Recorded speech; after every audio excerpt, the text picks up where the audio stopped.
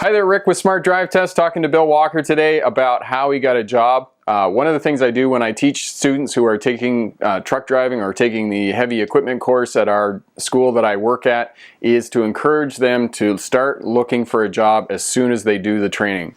But many of them are somewhat dubious about trying to look for a job before they get their certificate. You cannot start early enough to be looking for a job. And Bill, I hold up as my poster child because he finished his training last year with me on a Thursday, and on the next Tuesday he was working in Grand Prairie driving truck in the oil patch. So we're going to talk to Bill today a little bit about how he went about that process of getting a job before he even finished his training.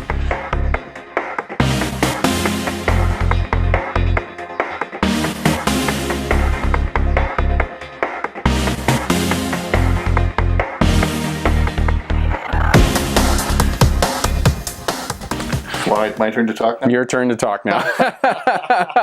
Well, sorry. Actually, I guess I really started looking, even before I started looking for a job, I had to look at where I wanted to be. Right. And I started, Northern Alberta at that time, that's the hot spot. If you want to make money, you go to Northern Alberta. And that sort of divides into two segments. You got the Fort McMurray on the northeast side and then the Grand Prairie on the northwest side. Right. Note that north is involved in both of those directions. But, right.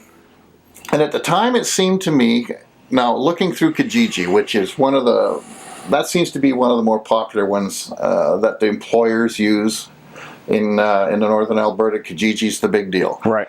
So I use that a lot. There's lots of other websites out there.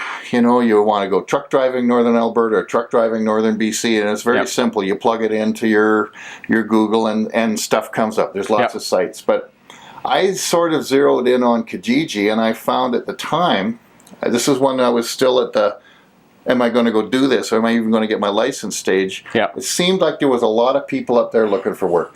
And there was a nice, small, albeit, but there was a smattering of people who said, we will train. Right.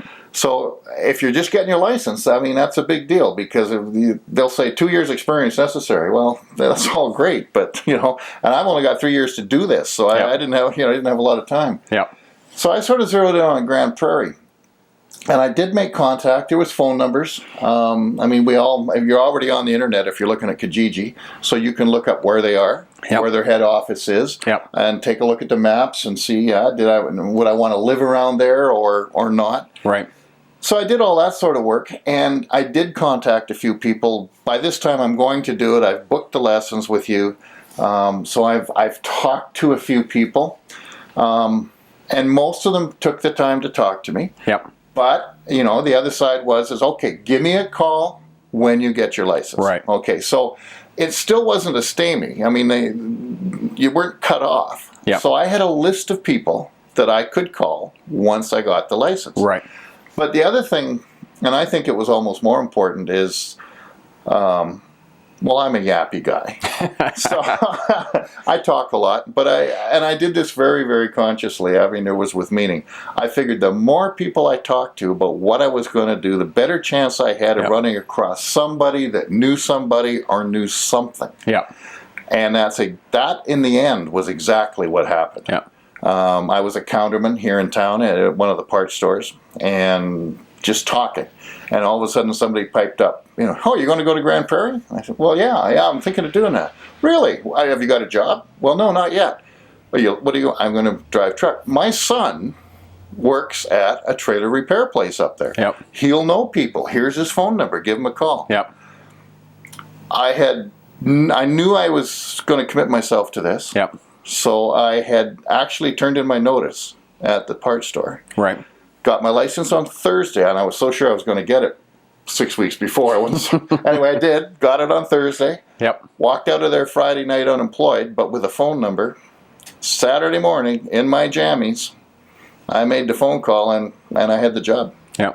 So it was a combination of a whole lot of things. Yeah. But don't discount the networking. I know it's a catchword, but it's true.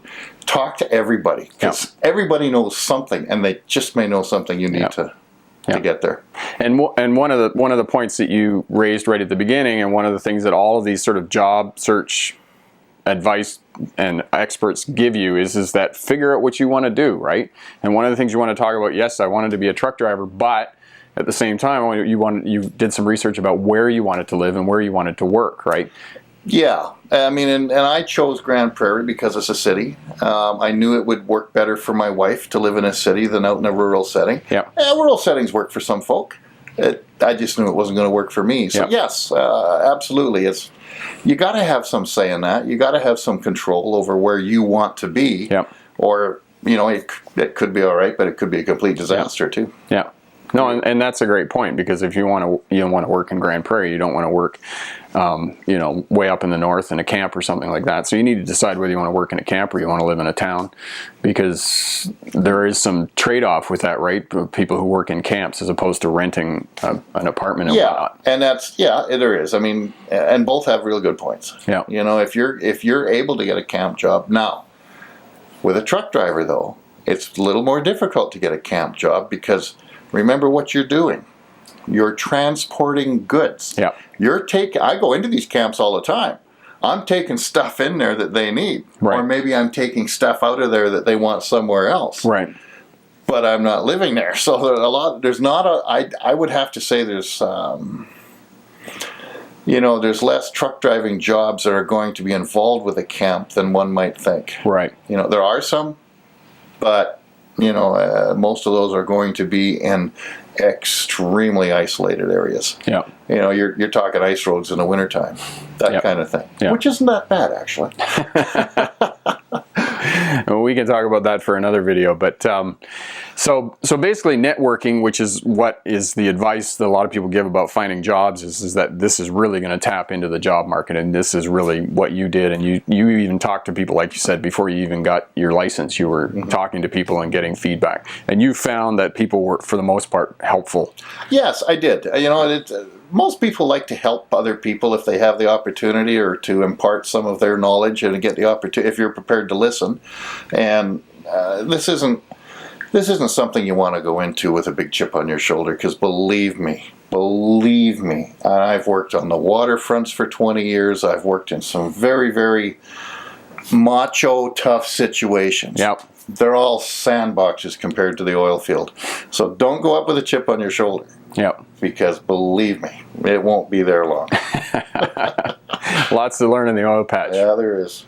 I'm Rick with Smart Drive Test. This is Bill Walker. He works in the oil patch as a truck driver.